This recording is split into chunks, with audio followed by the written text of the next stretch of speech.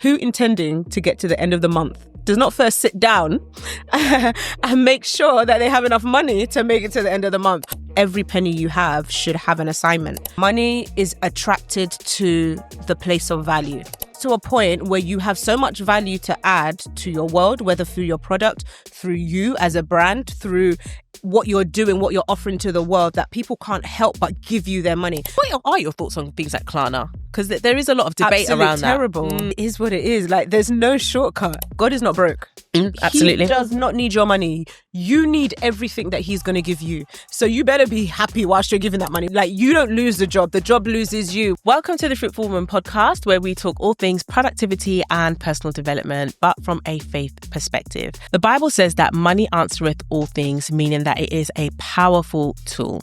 I'm your host, Funbi. This episode is for those who want to better steward their finances and reach their financial goals, because we have an accounting and finance coach in the building. Our guest for this episode is none other than Benedicta Egbeme.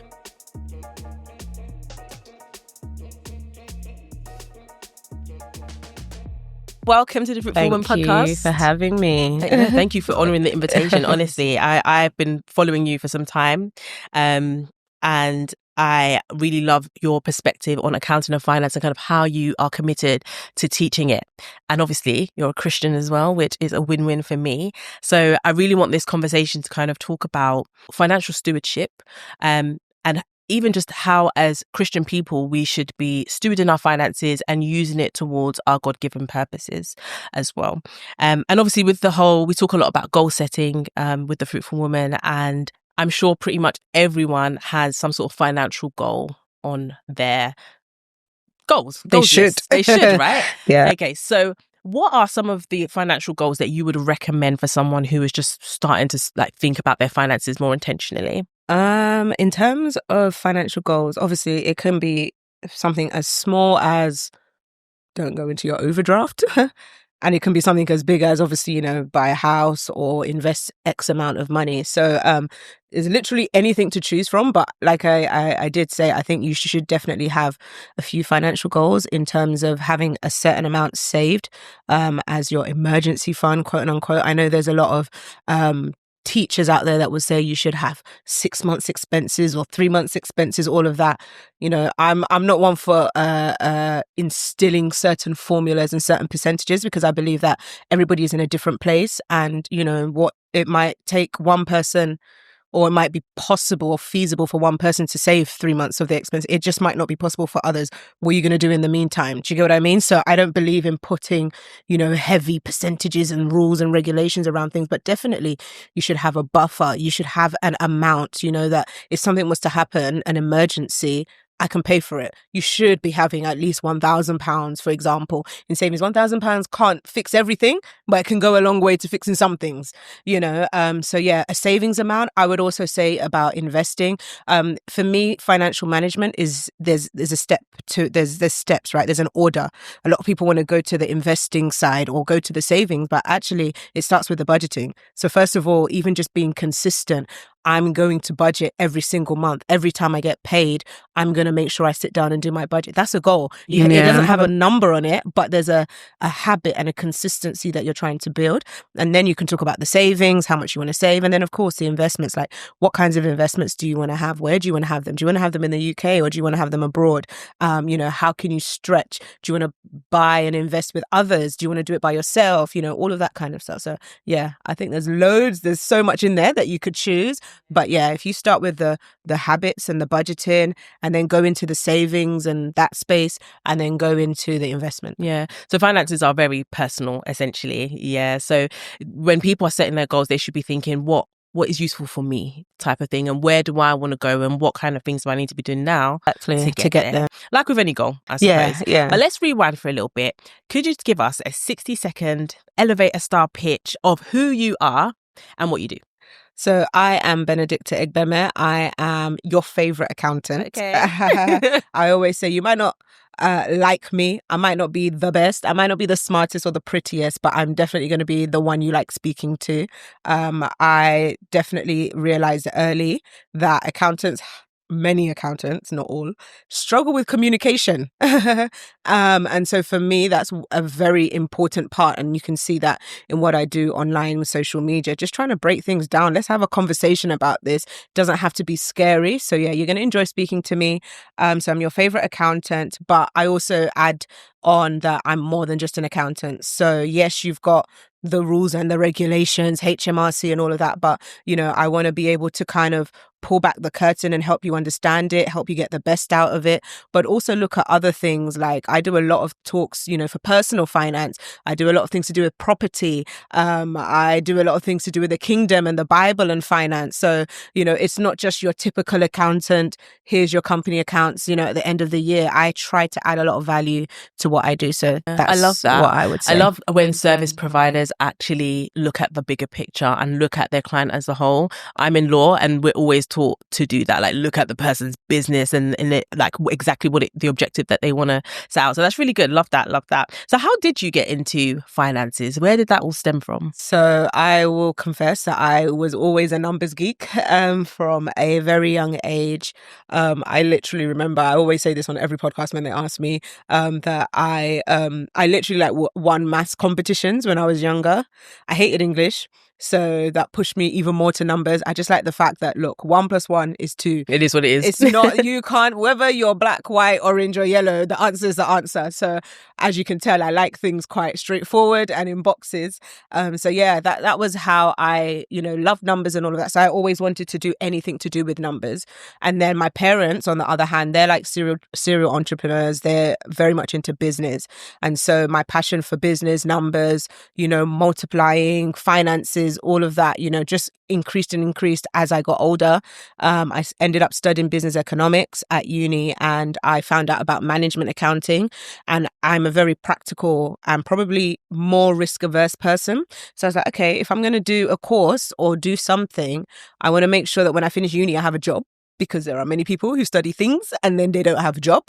So I was like, oh, okay, I'll be an accountant. I can be a management accountant. When I found out about management accounting, I went down that route because many of the concepts in management accounting, I was already doing. Things like budgeting, things like saving, things like planning, things like looking at variance analysis, all of that kinds of stuff. I was already doing that as a young person. So I was like, oh, wow, there's a formal qualification for this and I will be able to highly likely I'll be able to get a job. Let's do that. But I always knew that I would never just end up being an employee and just having a job because of my parents, because of my love for business.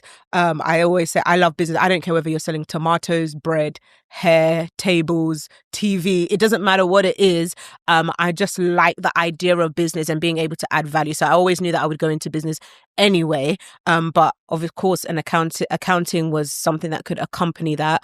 But also whilst I transitioned to business, I knew that I'd have a job. Yeah. So yeah, that was how I got into it. So how would you advise someone some practical tips on how to steward their finances well? So one of my favorite scriptures, I like the word stewardship. Immediately when you say stewardship, I think about the Bible and I think about the gospel. So one of my favorite scriptures when it comes to finances is in Luke 14:28, which talks about who intending to build a tower does not first sit down to count the cost to see if he has enough money to be able to, to finish what you want to build, basically.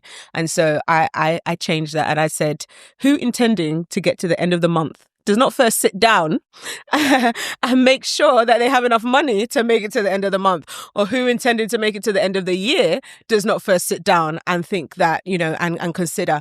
And so when we talk about stewardship, it's about being intentional upfront. You're not waiting for things to happen and money comes, goes, you don't know, you're not sure. No, stewardship is about being intentional, sitting down to count the cost.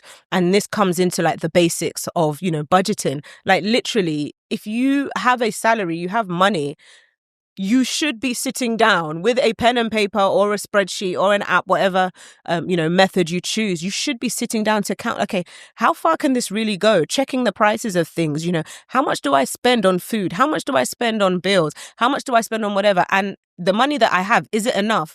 Because many people, they literally just, money comes in and they just spend it like, oh, I don't know what happened. Yeah, they're just on like, vibes. You're just confused. Yeah. Would you give, if you were an investor in someone's business, would you give them £1 million of your hard-earned money if you knew that they would not be able to come back to tell you how they used it. Do you get what I mean?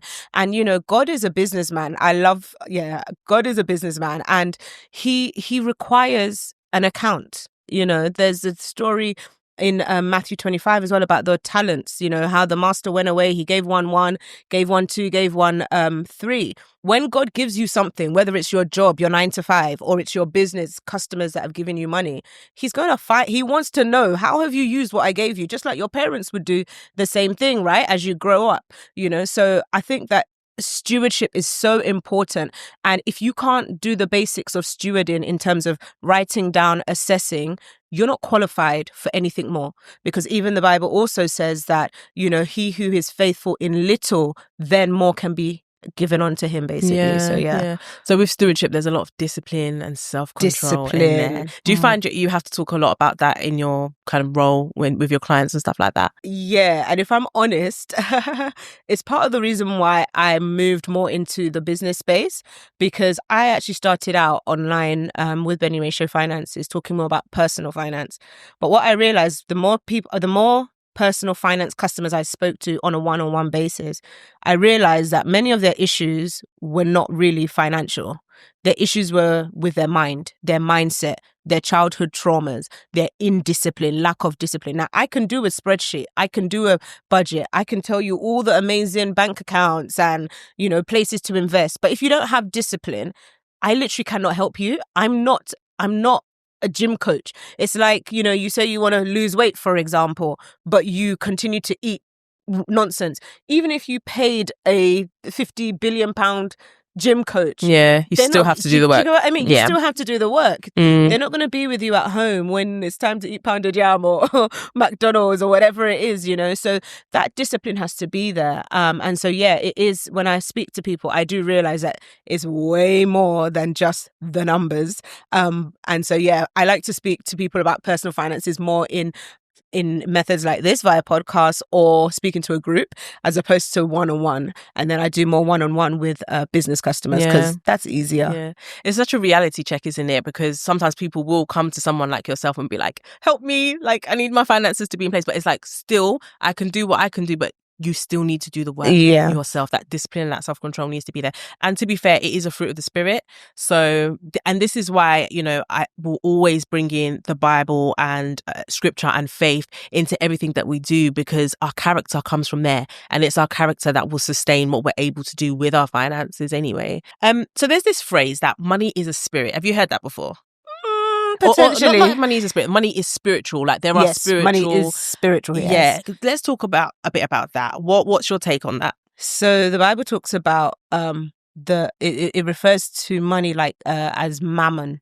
Mammon is a spirit, but money itself does not have a personality. Money can be good, can be used to do good, rather, can be used to do bad. So it depends who owns the money. Obviously, terrorists will use money to kill people, and financial people will use money to invest, and people who love clothes will use money to buy clothes. Do you get what I mean?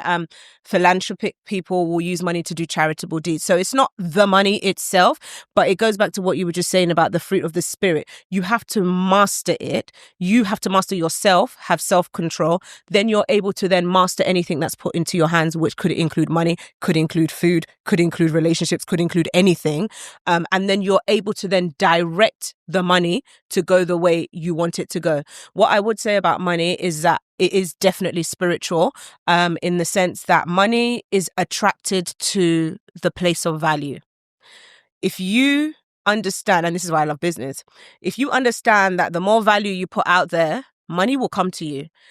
It gets to a point where you have so much value to add to your world, whether through your product, through you as a brand, through what you're doing, what you're offering to the world, that people can't help but give you their money. Money goes where there is value, where there is something to put. And so when you see people complain about maybe their salary level, or complain about not having enough, the question is, have you attained to the height for which the value that you want needs to come, if that makes sense? So you want to be on a 6-figure salary.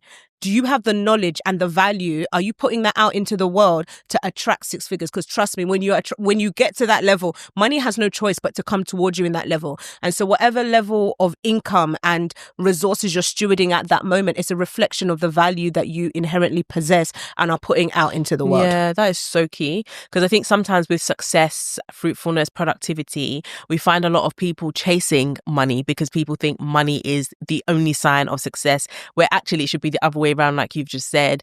Chase the value, develop yourself, become who you're supposed to be. Like, the person who earns six figures is not, their personality is not the same as the person who's on a, I don't know, 100%. Yeah, £5 an hour, whatever. I don't know if that's legal. I don't think it is, but yeah, no, yeah. So really working on yourself is key, essentially, for increasing your finances. But it shouldn't be the main focus. It is a byproduct, like you exactly, said. It's a byproduct.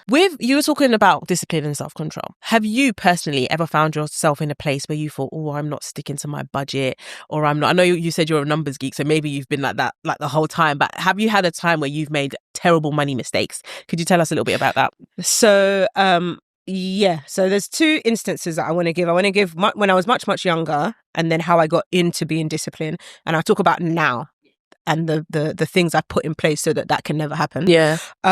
Or you can do it within reason and it still doesn't affect you. So number one, when I was at uni, I think many of us probably did this. You go to uni, you just have freedom. You've got a student a bank account that even has like a student overdraft and stuff like that. I just literally, with me, and to be fair, I think this is the thing about stewardship, right? Because at that time I definitely was not conscious about money. I just knew you needed money. I was getting student loan and all of that, and then with my friends who I lived with, we would just go shopping and just buy stuff. I remember just buying and why am I buying all this stuff? I cannot say. So yeah, there's definitely been that time. And I remember by the time I finished uni, my course was 3 years, but I ended up doing 4 years because I had a placement year. So I worked for one of the years and then went back to do my final year. By the time I finished, I definitely was in minus in my overdraft. And I was just like, oh, and then I was getting paid. So I actually got a job whilst I was in uni. The place I did my placement, I got a job there anyway. So from third year of uni to the 4th year and onwards, I've always worked. And even before then, I was actually still working anyway. So I've always had money. But then I had a stupid overdraft. And so now I was getting paid a decent amount. But every time my salary would come in, it would like get eaten up, and then obviously I'd need to like pay my rent and stuff, and then it'd just go back to minus because obviously at some point I had overspent, overindulged, and I had a car and things like that, which can be quite expensive as well. So yeah, I remember at that time having to, as I then like started to work more and also just felt like I don't like this kind of thing.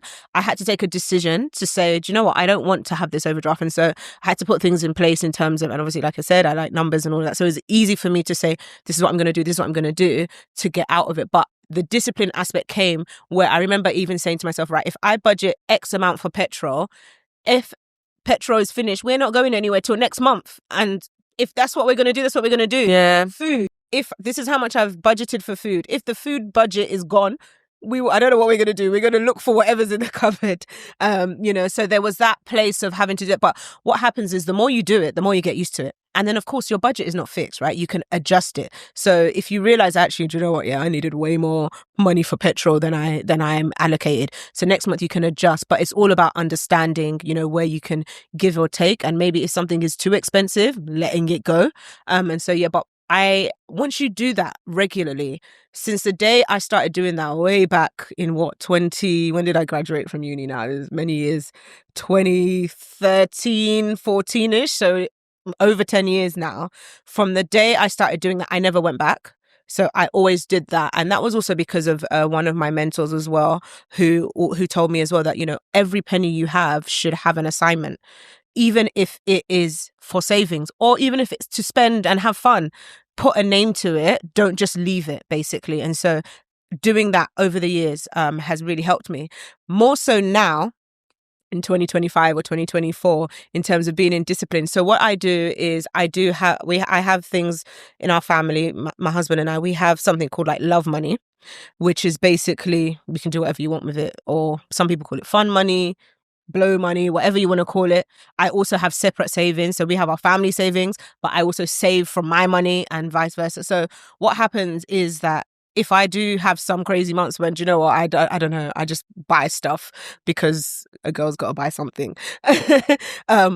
The discipline or the practices I have mean that I can never go into minus because I'm spending from a pot of money that has already been allocated for that purpose, if that makes sense. Obviously, you have to be careful these days with things like Klarna and PayPal credit and all of that also encourage you to go into minus and stuff. But for as much as you can, if you can allocate money for crazy expenses that, you know, are outside of the norm, you just want to buy a nice pair of shoes, you just want to buy a handbag, if you stick to that, even in a month when you go crazy, you should still be fine. It shouldn't be affecting your bills. It shouldn't be stopping you from paying your light or your electricity or whatever it is. It's still within a confined space. And so that way you're still being a good steward, but you're still enjoying yourself as well. So money has to have an assignment. Yep. If you take anything away from this podcast, take away that, like, literally being intentional and having budgets for every single thing. Exactly, Pops. I've heard of something called like a sinking fund, yes, which is essentially exactly. where it's just for costs that you don't know that they may just come up. So for example, actually, you know that they're coming up. So something like a MOT, exactly, is that correct? Yeah. And I think that really changed the game for me, because sometimes you know when the yearly renewal comes up and you're like, oh, I ain't got the money for this. You know it's coming. But you know it's coming. Why so didn't you plan? Exactly. So at least to have an assignment. Exactly. I really love that. Exactly. What are your thoughts on things like Klarna? Because there is a lot of debate around terrible. that. Absolutely terrible. They're okay for people who have discipline. Yeah. If you're the kind, like someone like myself who has always been disciplined anyway, I guess I can't help but just go, you know, if I'm going to use it, I don't, by the way, but if I'm going to use it, I would go back and pay or whatever. It's like credit cards, right? But for people who have no discipline, it's the worst thing in the world. And do you know what's even worse? Is the fact that you can use Klarna for things like Deliveroo, I believe, and stuff like it's one thing if you're even buying a sofa or a TV, because worst comes to worst, you can return the sofa or return the TV, might get less for it, but you can get your money back. You can't get back food that you've eaten. Like, that's it. I remember doing a personal finance budget for someone recently who came into quite a bit of money, and and this is a mind, and this goes back to what I was saying about people need to heal from childhood trauma and issues. So in her mind, it's like, oh, I've got £180,000, or I've got almost £200,000. I'm not working, but I have a child, and I've got stuff to pay for, but I've got lots of money. And this woman is spending. I kid you not, in the space of 2 to 3 months, that £180,000 was like 60,000. What have you spent it on? There's nothing tangible. All I'm seeing is Deliveroo, Just Eat, Waitrose, all kinds of things that you can't even hold on to. And this reminds me of the scripture in Proverbs 23:5 that talks about don't put your trust in riches, because riches has wings and it will soon fly away. Money is always, like I say, remember what I said about value. You're clearly don't have no value for it. So it's just looking for where to go. And so if you're not careful, that mindset of I've got way more than enough, and it just goes down to almost nothing. Yeah. What is it about? I don't even know if it's this generation, but I feel like maybe because the rise of things like social media, we're constantly being advertised to. We overspend so much. We do. We do. Is that why then we do that? Yeah, but it's what you said about lack of discipline, right? I'll use food as an example, right? I always compare food and money because I feel like they have a lot of similarities, especially growing up. If you came from a childhood where maybe you weren't so rich or whatever, maybe your parents could only afford certain types of food, or you had to have, you never went to McDonald's, you could never get a takeaway because your mum would tell you there's rice at home, all of that kind of stuff. What happens is as you grow older, you're like, oh, I can have whatever I want now. And so you overindulge and overcompensate for the little child that wanted to have what their friends couldn't have, right? Ice cream, pizza, whatever. And it's not healthy for you. And it's the same thing with finances, right? Maybe you grew up in a time where your parents also didn't have enough. And so, again, you would ask for things and your mum would tell you, I can't afford that, or I don't, no, we can't have it, or we'll make our own. And you have homemade everything, right? And so as you grow older, you find yourself now, oh, it's just X amount. I know I have a job. I can afford that. And so you just spend. And so there is the advertising and the generation and the consumerism and all of that, but there's also the childhood trauma. There's also the lack of discipline that many people just don't have in many areas, and that it just spills into every area of life. So trauma and your experiences really do play a part in your finances. 1000%. Because sometimes you can look at someone and think, why did you just do that? But it stems from somewhere. So I think, well, I don't know if you would do that, or maybe a therapist would do that, but do you dive into that with your... No way. That's beyond my pay grade. Yeah. Fair enough. No way. But also, I've talked about it on the negative side in terms of like overspending. There are some people who it also shows up in the way that they're so frugal. It's like, and they have constant fear. And so you find someone who is earning so much money, everything is okay, but they still have this constant fear of, I might not have enough. And so they're always chasing. You talked about chasing money. They're always chasing more money. They just want to see the money piling up in their account, because for them, it's that safety of, when I grew up, I never had anything in my bank account. And so they're constantly striving for more money, but also scared to spend. So they don't spend on themselves because it's just like, no, let me just manage this until it completely breaks. Or they want to always buy everything secondhand or buy everything. And don't get me wrong, there's nothing wrong with that. But you can see when it's crossed over from, actually it's an alternative to no, we don't spend money on expensive things. Yeah. So basically, either extreme is not good. We need to find a good balance. Yeah. So yeah, if you're listening to this, sit with yourself and actually think about where your spending habits come from. What's the one thing that you wish that people would know about finances? Is there something that you think is really misunderstood about finances? Of course, I'm going to say this, but it's not as hard as people think. Like, you can learn about anything about whoever you are, whatever you do, whatever field you're in. Think about the thing that you love. So if you're a media person, we're in this studio, being recorded. There are people who love gadgets and technology and stuff like that. It's not my brain. It's not my brain is not wired like that. The thought of having to buy a new laptop or a new technology, like, it just stresses me out. Think about the thing you like, whether it's hair, beauty, nails, apps, I don't know. Think about how much time you would sit and invest into like learning the latest technology, right? No matter what it is that you love or that you're good at, things change, right? And so even if you're a IT person, we've got AI now, all these different apps, right? People who love IT are constantly, they're not being paid on their own. They're trying to find out, what's the next thing? How does this work? People who love hair and beauty, someone like my sister, she's all into hair makeup. She can spend days, hours just doing everything to do with hair. If you think about how much time you spent to learn that, to be an expert in it or to just know, you can apply that same principle to finances. Whatever it is that you think you don't understand, it is available online for you to learn, for you to research, for you to find out. Don't get me wrong. I know we all have different inclinations, but what I'm just trying to say is that it is not that hard. The same effort you put in to find out anything else that you're passionate about, you can put it into finances, and you can learn how to control your money. You can learn how to master it. You can learn how to invest it. You can read how to become wealthy. What are the habits of the rich? What are the habits of those that have money, that are good with money? And you can practice it as well. Practice, as they say, makes perfect. Yeah. So what are some of those habits? I know we've spoken about budgeting. Yeah. What are some of the other habits? So one of the other habits is always about investing. So when money comes into your hand, you're not thinking, what can I buy? You're thinking, what can I invest in so that this money can come back? There's a mindset of, how can I make this money last? How can I make this money grow? That's the mindset of the rich, the mindset of the wealthy, as opposed to the mindset of the poor, which is, what shoes can I buy? What designer? What holiday? Who can I show that I have arrived? Do you understand? Yeah. Many rich people, they don't flaunt what they have.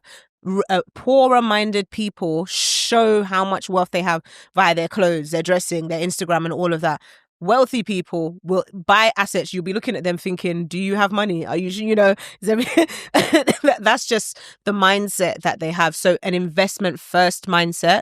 And of course, because this is a Christian podcast, I would also say a God first mindset. One of the ways that you can also overcome financial issues, bondages, generational curses, quote and unquote, is via your honor of God via your finances. Things that you're offering, things that you're tithe. People who are wealthy, kingdom-minded, wealthy people, they don't joke with stuff like that. It is the poorer person who's like, they want to ask me for money. Oh, the church, this. Oh, I'm just going to give £1. I'm just going to give 5. You're sizing up your offering. People who are loaded in the kingdom and they attribute their wealth to God. They give like crazy. You would think like they were mad, basically. And so the God first mentality with your money, with your offerings, with your tithes, with your sacrifices. It's not just, oh, the 10%. It's not just, oh, how much do I want to give every Sunday? There are times that you can give crazy sacrifices that will open up, doors of wealth to you as well. Yeah. So I'll add that. And I think we see people in the world kind of copying that kind of biblical principles of finances as well, and still even reaping the results of it sometimes. Exactly. The Bible talks about, those who lend to the poor, those who give to the poor. There are many people who don't even believe in God that give to the poor like crazy. And you can see how it benefits them and their organizations, CSR and all of that kind of stuff. Yeah. Let's talk about what might be your best money move. My best money move had to do with buying my first property when I was 25. And one of the things that God said to me was that it's a seed. And so from that property that I bought, I've been able to buy more properties because of increase in value and all of that kind of stuff. But also, be able to... So there's, when it comes to what should I call it? Wealth, they talk about like the net worth formula, right? Your assets minus your liabilities. Even if you have a property that's on a mortgage, if your mortgage is less than the current market value of the property, there's equity there. So for example, if you have a house that you bought for 100,000, now the house is 150,000. Even if your mortgage is 80k, 150 minus 80, that's basically it's a plus, right? If you sold it, you would be up 70k. So investing in property, that has definitely been one of the best moves I could ever have made, and I would encourage anyone. There's a phrase that says you don't wait to buy property, you buy property and wait. That first property that I bought was literally just a 1-bedroom flat. It is nothing special. In fact, when I go there now, I'm like, I can't believe I used to live here. God has upgraded me, amen. But yeah, but that one property has released assets to be able to buy 3 and 4-bedroom big massive properties, so 100% great money move. So it's about playing the long game. 100, yeah. How would you advise someone who is struggling to kind of play the long game? Because to build wealth properly, it takes time. It doesn't happen overnight. Nope. And those small habits, like we've said, build up to big results. How would you advise someone to wait it out? It is what it is. Like, there's no shortcut. There is no shortcut. And in fact, when you try to take shortcuts, that's when you sometimes end up shooting yourself in the foot, because you don't do your due diligence, you rush, and then you buy the wrong thing, or, you enter some kind of Ponzi scheme before you know they're saying you can't get your money back, all of that kind of stuff. There is no shortcut. There is no shortcut. You have to go through the process. One thing I would say is that I heard this phrase many years ago and it never left me, is that if you jump up, you will surely come down. But if you grow up, you will stay. When you look at plants, when you look at flowers, every plant, every tree has its time that it takes to grow. If you're talking about an oak tree or, trees that last for years, an olive tree, these things, they don't just grow like that. They take time, but once it is standing, nothing can shake it. And so you have to have that mindset. Like I said, if you jump up, you come straight back down immediately. But when you grow, think about children, think about adults, you grow up and you stay. No matter how much you want it to be fast, a woman cannot give birth to her child at 1 month. It's 9 months. That's what it is. That's what it is. So follow the process. I think what you can do, like I say, is maybe have fun along the way. So when we talk about giving money an assignment, I know it sounds so formal, but you talked about like the sinking funds to pay for emergencies, but there's also the fun fund, to have fun along the way. I 100% believe in that. You have to have fun along the way. If not, you will be depressed. Go out, go on holidays, save for holidays. Me and my husband, we make a habit every Christmas. I don't care whether there's money in the bank or not. There will always be money in Jesus' name. But we are going on holiday. That holiday, we must go on that holiday. I don't care. Like, we work too hard. We give too much. We serve too much. You know, I'm here on a Saturday doing this podcast, right? When other people are sleeping in their bed. I deserve a holiday, and I'm going to make sure we have that holiday. Don't get me wrong. We might not be going to, 5-star and whatever, but we try and have fun along the way so that, it just makes it fun. Yeah. And helps you stay the longer course. Yeah. What you were just saying reminds me of what you also said before about value, money chasing value.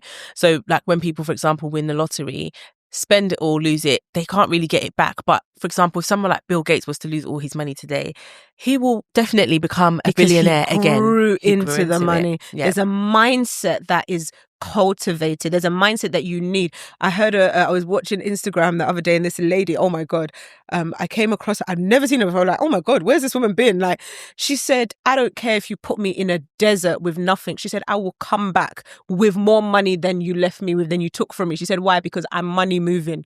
Yeah. I was like, what? Yeah. Do you know the effrontery and the confidence for you to talk like that? That even if you put me in a desert, I'm going to come back with more money, because everything that I need to be able to generate wealth is inside me. You can take the money, but you can't take away my knowledge. You can't take away my tenacity. You can't take away my hard work, my discipline.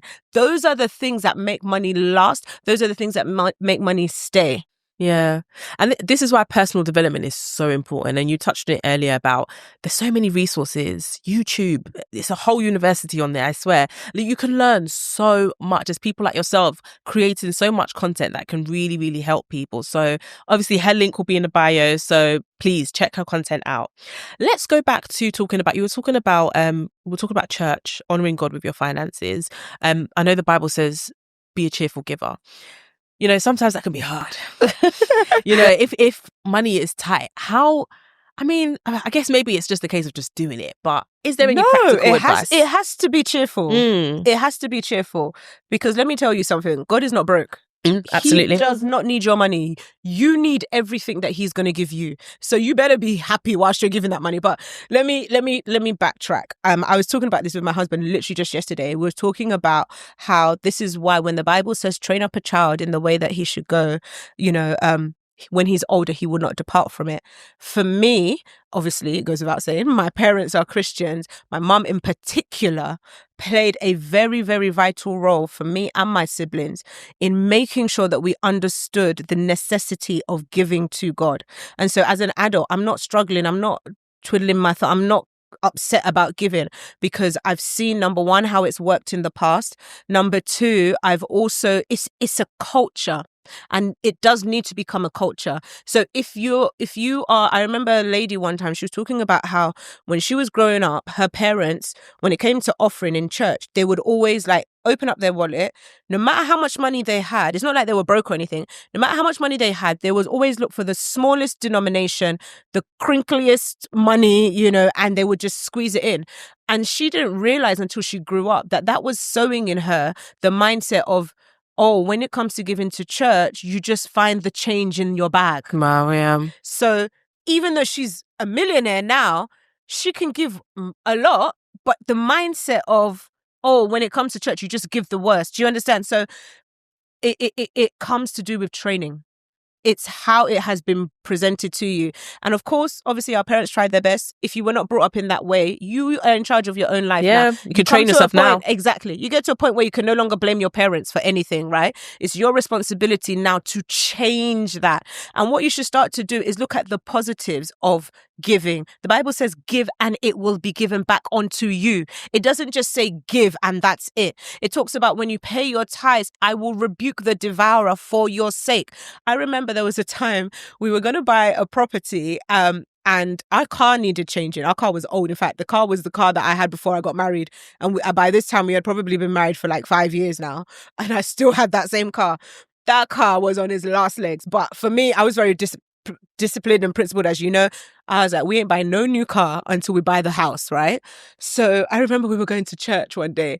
It was in winter, it was cold, and my husband pressed the accelerator and the car was just not moving. We were on a roundabout. I was like, God, we're going to church. We're going to church. We're just like, God, please just have mercy. Like, we need to get to church. Cut long story short, I don't know what we did. We went round the roundabout and then I think it just kicked and it started. We were just like, praying all the way there, like, God, get us to church. That car, let's say that happened in January. That car, after that day, it never did what it did again, right? It just kept on working. But 4 months later, when the house had gone through and we bought a new car, the day they delivered the car to our driveway, we went to turn on the other car. It did not go on. Wow. And the Spirit literally ministered to me. God was literally the one allowing that car to continue moving. Like, it was working on grace. It was working on something that was supernatural. Why am I saying that? Because the Bible talks about when you pay your tithes, he rebukes the devourer. So I'm not saying that negative things will not happen or whatever, but I'm saying that I have seen the supernatural where things should have stopped working, things should have cost us more money, and it didn't, because there was something obviously beyond the norm protecting and shielding it. Yeah. What are the odds that on the day that the new car comes is the day the other car never turned on? It just never turned on. Wow. From like 4 months, and we had continued using it. Whatever it did that day, we were like, God, we're going to church, we pay our tithes. Look, this thing needs to just work. We used it normally, continuously, until that day. So yeah, for me, I believe that you have to look at the positives as well. It's not God, like I said, he don't need your money. He's not hungry. He's not a homeless person.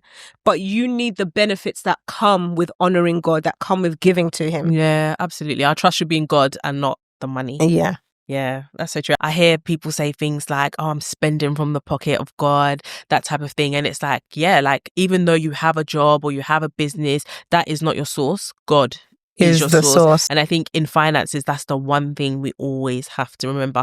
Otherwise, like you were saying, mammoth, it will become our gods. Yeah, literally. Yeah. There are a lot of people whose whole life and dependent, and you can see it in the way that they are, the way that they behave. They're very intimidated by even the thought of losing their job.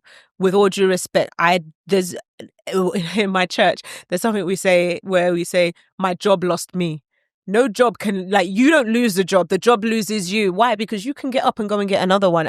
But you see some people live in perpetual fear because, like you say, their whole faith is in, my salary at the end of the month and, I need this money. That's not the kingdom way. Yeah, we have to break free from that mindset. And it's a shame because that's just the way society has just reared us up to get that salary and stuff. But people are waking up, starting to do their own businesses, side hustles and all that type of thing. So it's really, really good. Let's talk about some of your other ventures. So we were talking before, you was telling me about one of your women's ministry. Can we hear a bit about that? Yeah, it's called Woman on Purpose. I'll be honest, it's taken a bit of a break. But it's just all about the woman and understanding her creation in God, the fact that she was created on purpose, the fact that she's being kept alive by God on purpose. Because she's being kept alive, the Bible says in Psalm 116 that you have kept my eyes from tears, kept my feet from stumbling. It talks about how you basically delivered me from death. Therefore, I will walk out each of my days on the land of the living, in the land of the living. And so there's a walk that we must do because of the fact that God has created us, the fact that he's keeping us alive.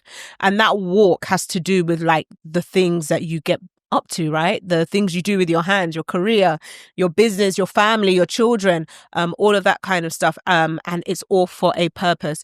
The Lord said to me that there are many things that you can do, especially when you find that you're someone who's multi-talented, multi-gifted. You can do, and in fact, as women, naturally, there are many things we can do, but there is that one thing that you must do. When we think about people in the Bible, the Deborahs, the Esthers, the Marys, they are known for the one major thing. Mary, the mother of Jesus, had other children, but we know her mainly because she was Jesus's mother. So what is that one thing that God would have you do, that in all the things you're doing, you must do that? There was a time when Jesus was teaching his disciples, which included men and women, and Martha and Mary, we know the story. And Martha says to Jesus, "Why tell Mary to come and help me? Like, she's just sitting down listening." And Jesus says to her that she has chosen the better.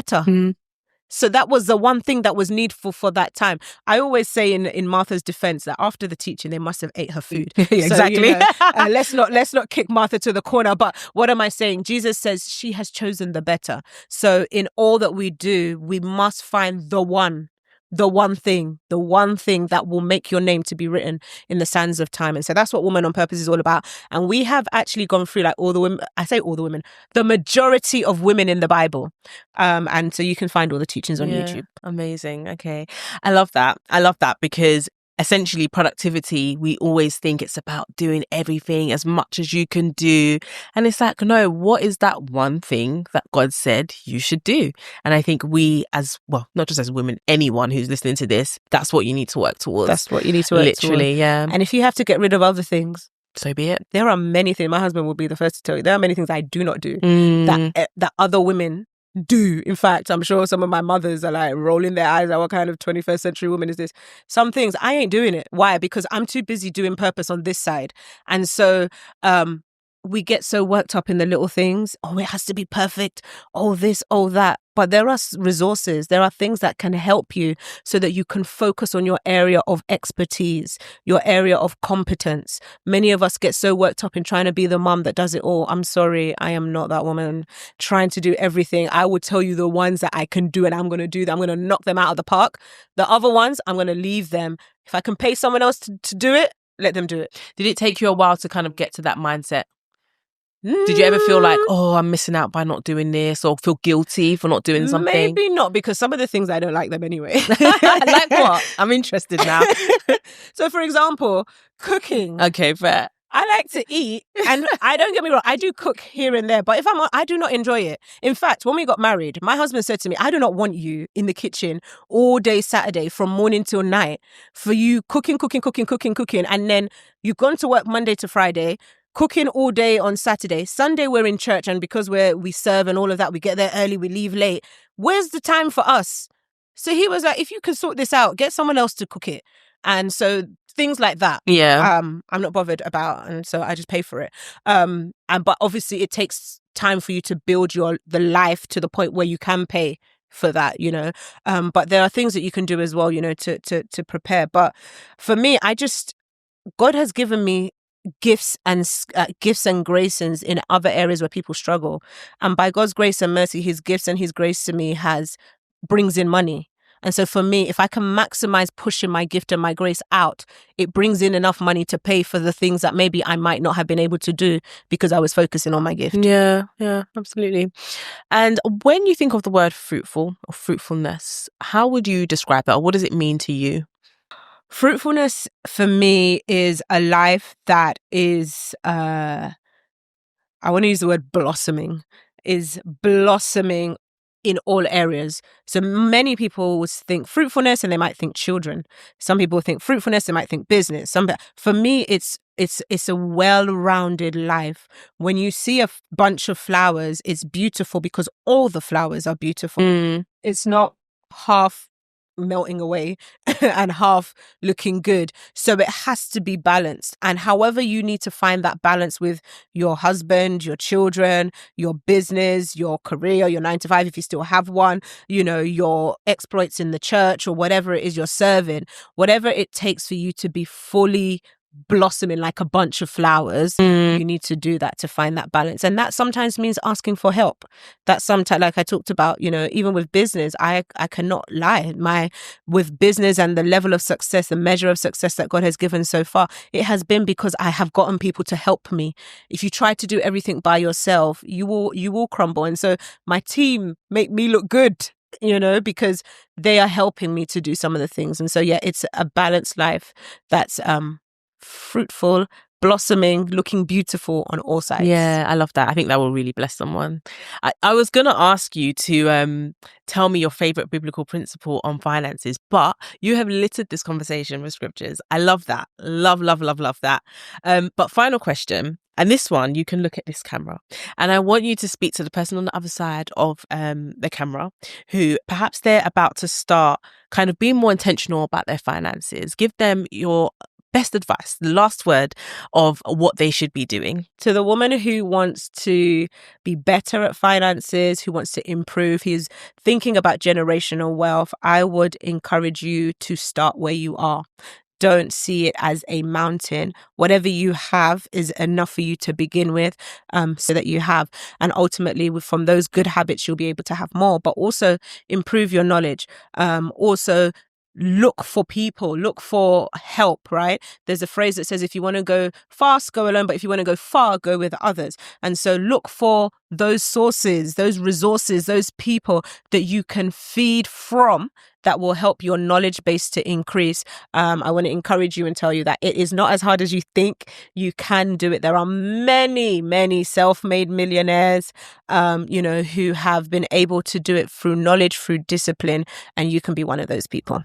Amen. Amen. Thank you so much for joining me today. It's been a really good conversation. I've enjoyed it. That is all we have time for today. Thank you so much for listening. Be sure to like, subscribe, comment. Let us know one thing you took away from that episode that really blessed you. See you in the next episode.